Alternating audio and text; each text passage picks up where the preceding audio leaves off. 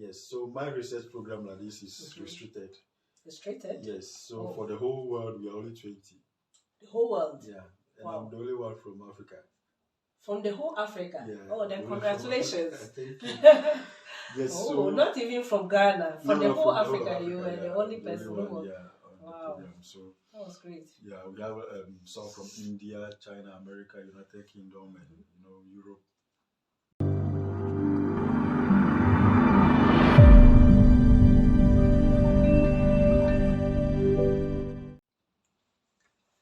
Baby, a tear for any after for, and then so. Yamma Fisher Pabim, Echamo Edamos, oh baby, or na yes, I ejinamu aka say ye mama Maggie, any your brother Prince. Bibi inti no money and chain, inti many abema assign Eddie Shia Ebi. Now, I don't form of fancher me, Emsanano, Yen Eddie in Como. And Nijia Muso inti no mamma, and introduce on a hokra anchre, ye a her for. Enti menu abema mpanimfo se orefi na se wo san kofa yinchi enti na ye pa chawa obeda wo ho di akere mahwefo na omohu nipa amene na edi nkomo. So the ball is in your court. Okay, so my name is Joachim Kumable, and Joachim Kumable. Yes, I came from Ghana not long ago. Okay. And I'm doing research in climate science at the University of Hamburg. Okay. Yeah. Over here, when we say not long ago, then it's not 5 years or 10 years. No, so your own, I think it's not 5 years. No, I've been here for almost 4 months now. Almost 4 months. Yeah, all so right. I'm new in town. Okay. So which course are you, or which program are you doing for now? It's a research in climate science, climate system science. Right now the whole world is faced with climate change. Okay. Yes, especially in Ghana, we're having high temperatures now. Yes. And no rain, or if it will come, then it will come as flood. So that is as a result of the climate change. And so I say, why don't I go into research to see what is going on and how we can find a lasting solution, if not lasting, some solution to mitigate the effects. So, and the University of Hamburg has a very strong climate department. Okay. Yeah, they are doing a lot of research into that area. So I've joined them to do the research and see what we can do for Africa. All right, that's nice. Okay, so we've now known your name. You are brother Joachim from Africa. Kumable.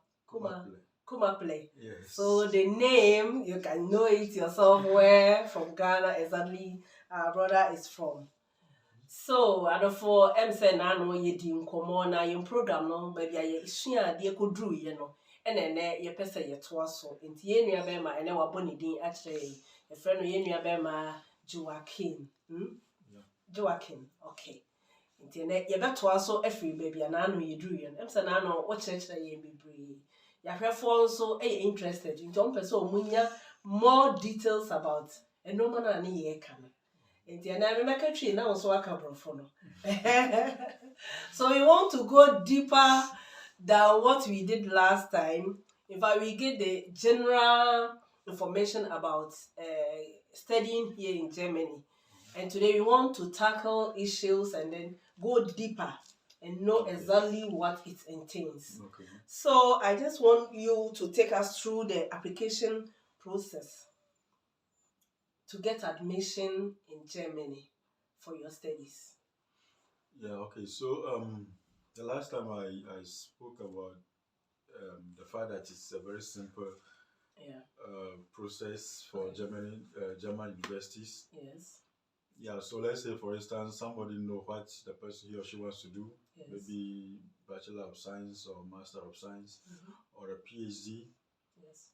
The program. So for masters, for instance, they have at every department they have an online application. Now they don't do by post. It's all online. You have a form on the internet which you fill. But what they need from you personally is your bachelor science degree, your transcripts, and then most of them ask for statement of purpose. That is the reason why you want to do the program you are coming to do. Okay. So they just want you to write. Some will have a format. On the website, they must have a form that you are only to fill it with the information. So the form asks you questions, then you write your answers there. That is what the reason why you want to come to do that program, and then your future aspirations, your future career goals. Okay. So that is what the statement of purpose is, and it is one of the most important parts of the application process, because that is what a lot of students are applying to the university for that course. So they take that document to shortlist. So is it in a form like CV? No, it's not a CV, but it's not a CV per se. Yeah. But it must say a lot about you that the CV will say. Okay. It will be like your CV, but it's not a CV. Because this one, the statement of purpose has to do with future aspirations. Okay. Why you want to do that, what you want to be in the future. Okay. And the reason why you're taking the program. Yes. And then one thing to have to add is that in German schools, they have two types of admissions. One is restricted admissions. One is non-restriction. Like not restricted. The restricted admission is what it means basically is that the university, or let's say the state, asks the university not to take so many students for that course. Let's say electrical engineering, for instance, masters in electrical engineering. Yes. The university can say we only have place for 20 students in the class. So when, let's say, 500 people, 100 people, 200 people applied, they can only take 20 students. So on the website, you will see they have the restricted admission. Now that is what it means. So it means that they're going to screen the best 20 out of the applicants. Okay. Yeah. Now, if you see another one that is non-restriction, that means that as many students who qualify by their application will be admitted. That one, there's no cap on the number, that should be the class. So as many students who qualified in the application will be admitted. Yes, so my research program like this is restricted. Restricted? Yes, so for the whole world, we are only 20. The whole world? Yeah, and I'm the only one from Africa. From the whole Africa? Yeah. Then congratulations. Thank you. Yes, so not even from Ghana. From the whole Africa, you were the only person who was. The program. So that was great. Yeah, we have some from India, China, America, United Kingdom, and Europe. Yeah, so that is so many people who apply for admission for the restricted parts. But excuse me, that was only for Hamburg Uni. No, it's the whole of Germany. The whole of Germany. Yeah, they were looking for only 20 students. Yeah, no, I mean the whole world. Oh. The whole world, yeah. Because everybody in the world can apply to the course, to apply to come to school here, and so they have restrictions to the number they can admit to the class. Okay. And so the whole world, they say 20. I know some programs that take 15, and it means some that take 10 students in the class. So it means that if 900 people apply, if 1,000 people apply, they need only this number. They can only take 10 for that year. Alright. So that is what the different restricted admission and then unrestricted admission. Yeah. So people have to know that very well. The program you are taking, you need to read a lot about it on the program on the website to see what type of restriction they are looking at. And then look at your own credentials, like your own documents, to see if comparing yourself to students from India, from America, from China, if you have chance, if they are going to shortlist, if you can make the 10 or 20. And mostly the restricted ones are 20 in a class. Few are for 10 students or for 15 students. The Germans, they believe in quality, not quantity. Yeah, they want to get few of the best students and then they can get more from them. Yes. So you like I said, the statement of purpose very important. You write it very well. You get somebody to um, always get someone in academia to read it for you and do corrections for you, because that is one of the most important part of the application. Because everybody will have Bachelor of Science, everybody will have transcript, maybe A, B, but that statement of purpose is a very important part. Yeah. Okay. 10. Order for me partial na ye kasa afa de ono osua wo ha. Say say ewiem nsachiraye. Ade a say ye topic wo ba bia ye krom say ensuo to a emframa ene kwan e fa so awia ebo ni nsuo a eto. Eno na ye nua be ma no pese osua na oyem enhwehwemu. Na o kire say ewiase nyina na ye penipa 20 pe. Omeba school in Germany ha. And then nyame na dom one of these 20 students. Enti na adom bi na nyame no. Enti congratulations to him. And say onua na ne me pese me hu say wanya admission. Wa ba bedru Germany ha. As a student, what next?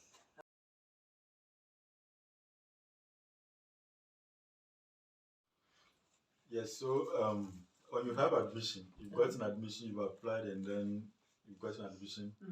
You're not in Germany yet. Okay. I would say that is 20% of the work that is done. Okay. The next one is to get your study permit or study visa from the German embassy in your country, so in Ghana. And that one also comes with its own rules and processes to go through to get. All right. So you take us through. Yeah, of course. The study visa at the German embassy right now. I would not say no. Not right now. It's been like that. You cannot just walk to the German embassy like you can do for the other countries, the Canadian. The German embassy, you need an appointment. Yes. Yeah. As a student, you're going to apply for study permits. Okay. I don't know for the other family visas, but for the study visa, you need appointments. And the appointments, one thing that people must also know is that the appointment is in 2 categories. Oh. Yes. There is category A and category B. All right. So when you have a first class, let's say somebody is coming for master's degree or PhD. If you're coming for PhD, then that one is straightforward category A. Okay. If you are coming for master's and you have first class in your bachelor's degree, yes, you also qualify for category A. Category A, all right. If you have a scholarship from a German institution or the school has given you full scholarship, that also puts you in category A. All right. So you book the appointment under category A. If you have a basic German proficiency language, like A1, the basic one, that also puts you under category A. Okay. Now, any other student is under category B. All right. If you don't fall inside PhD or first class from bachelor's degree or scholarship, you don't have scholarship, or you don't have any German language, then you fall under category B. Okay. Yes. And that category B, because it's like, I would say so many people fall under that category. For the second one? For the B. Okay. So to get appointment under that category is really tough. Difficult in the sense that the German embassy have a cut-off number of people they want to attend to in a day for the purpose of study. Okay. They have other ones like family reunion, visit and those things. So for the study, they can say maybe probably five people, students in a day. All right. So they only make 5 slots available online to book the appointments on their website. So it's difficult to get. Most people wait until the time for them to be in Germany before they apply, because the application process itself will take you. It takes 8 weeks for it to be processed for the student visa. All right. So I would advise that people book the appointments very early. Okay.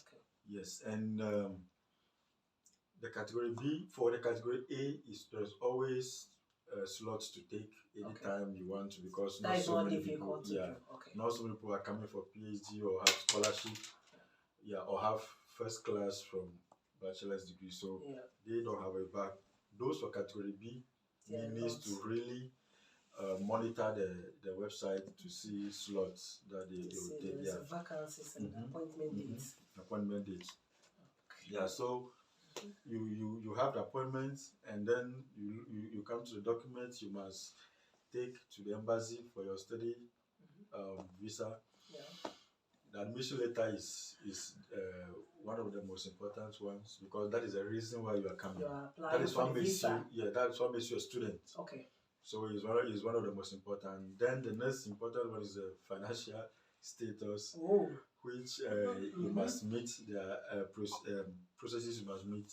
Okay. The documents you must go along with to the appointment to some. Because the Germans, for them, as once you go for the appointment, then the interview, everything is done that day. Then you go away. You don't go and come back for interview. Okay. When you go for the appointment, you submit your documents, you are interviewed that same day. And then as you go, you wait for at least at most 8 weeks. It could be earlier, it could be 4 or 5, but it's no more than 8 weeks. Okay. Thank you. Then because you made mention of financial issues. I think that is the main issue people have problem with. So maybe can you take us through how the financial issues are when someone wants to study here in Germany, or maybe we can talk of any other country, but we are basing on Germany. Yeah, of course. Yeah, that is obvious. Yes, so it in fact is the most important. I said admission letter is important, but the financial is the most important. Okay. Because there are so many people I know in the past with admission letter, but they were not able to get the study permits because they don't have the money to the requirements. The financial requirements. I said earlier on in the previous meeting that Germany is the cheapest place to study. There's no tuition fee in most of the universities, except in the south, where you pay 1,500. Yes. But there is some financial requirements as a student, because nobody wants you to come to their country and be a burden on their economy. So before you come, they want to make sure that you have money for your stay. For instance, your accommodation, your upkeep, your accommodation, what you eat, transportation, if you need books, all those things. So what the German government does is that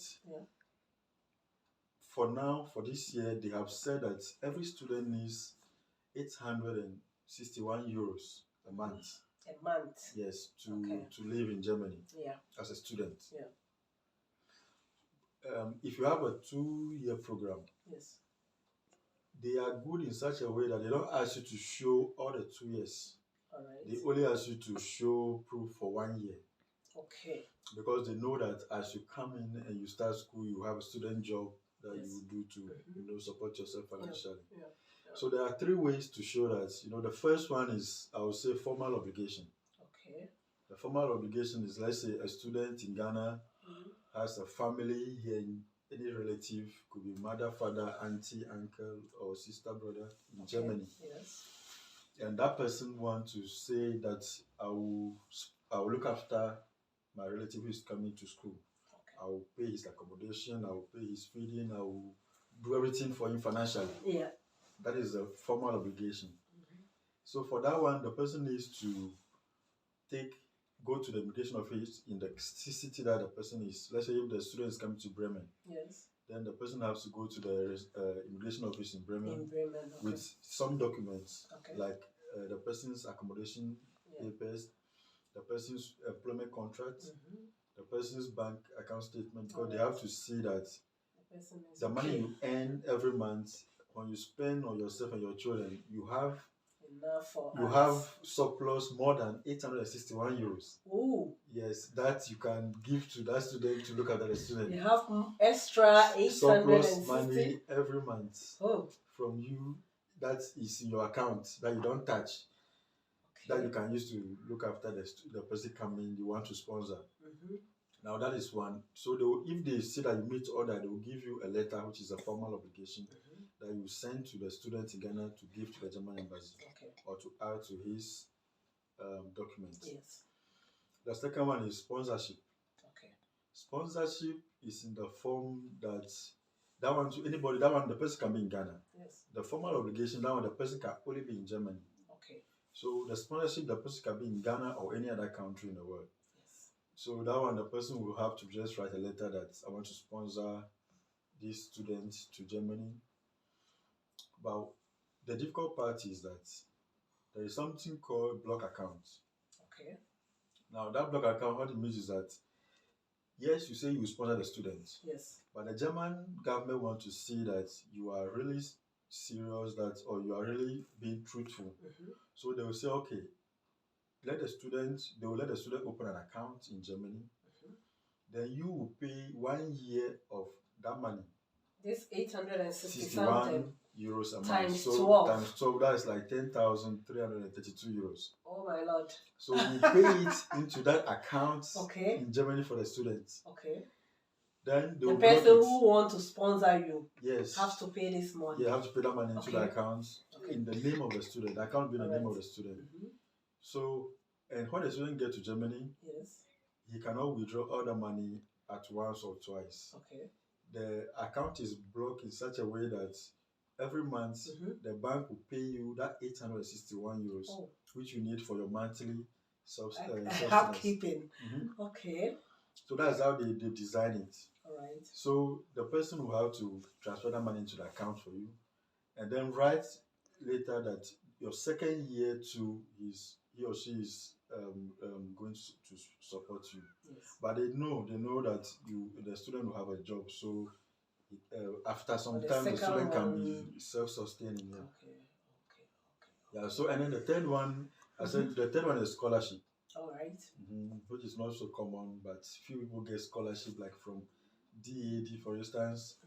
They are a German organization in the whole world that gives students scholarship to come to Germany and study. So when you can get DAD scholarship, and that one it makes everything very easy.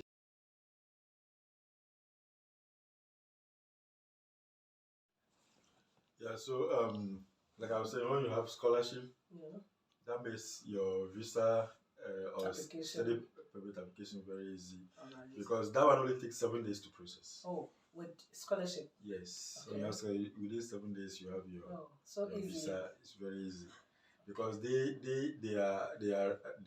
know that every issue concerning your stay financially is sorted by the organization. So those who are interested can also look up DAD on the internet. That's DAAD. DAAD. Yes, they have a lot of scholarship for German universities in different programs, especially those that have to do with development. Because they want to support Africa with development. So they train you, if you have a program that is, let's say, development economics or anything related to agriculture. Yes, it's easy to get scholarship in those areas where they know that you come back to Africa and then help develop the continent here. The name of the website again, so that my viewers. DAAD. DAAD. Yeah, you just type in DAAD.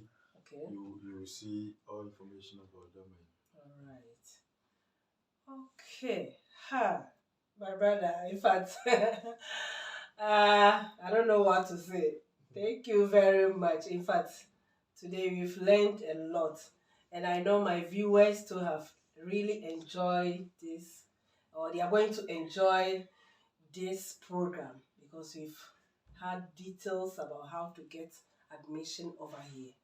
And for say, and then my ankasa say, it's I said they know what church they will not me per se me China man the all can say be ya utia ubenya dade no watie ni yi no wahu de all can enti wa church ni nyina na wa kire yen baby say e ho no okwa anyame ye wadoma e bia kra na utie na wanya sa scholarship no bi na so wa enya scholarship no bi nso wa kire okwan a obefa so a ubetimi aba nti odofo they said they bia meka no e bia information na wankasa no unhia nanso wo de ma wo nua bi a na eho akohia ama no anaasɛ wadamfo bi anaasɛ empo wankasa obusuani bi owo fie sɛ be ya oba ha ya na nkratasɛm no ayɛden na emom sɛ akwanya wo ho sɛ na sɛ obetimi aboa na oba beduru ha na kyesa adesua no eno nso ye nya anto na ono nso atimi asua de sɛ ne ya opese oye na brabo efa